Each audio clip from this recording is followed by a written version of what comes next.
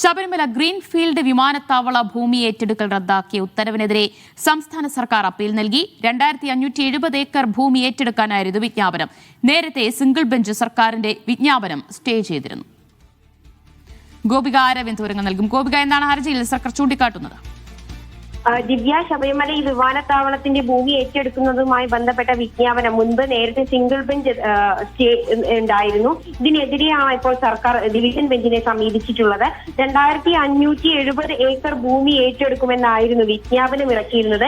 എന്നാൽ അന്നത്തെ single bench ഇത് തള്ളാൻ കാരണം ഈ വിമാനത്താവളം ഏറ്റെടുക്കുന്നതിനായി ഏറ്റവും കുറഞ്ഞ ഏക്കറിൽ ഭൂമി ഏറ്റെടുക്കണമെന്നായിരുന്നു സിംഗിൾ ബെഞ്ചിന്റെ നിരീക്ഷണം. അതായത് ഏകദേശം 1200 ഏക്കർ മതിയാകുമെന്നായിരുന്നു കോടതി നിരീക്ഷണം. ഇത് 2013 ഭൂമി ഏറ്റെടുക്കൽ നിയമവുമായി ബന്ധപ്പെട്ടായിരുന്നു ഇത്തരത്തിലൊരു വിജ്ഞാപനം സർക്കാർ പിന്നീട് ഇറക്കിയത്.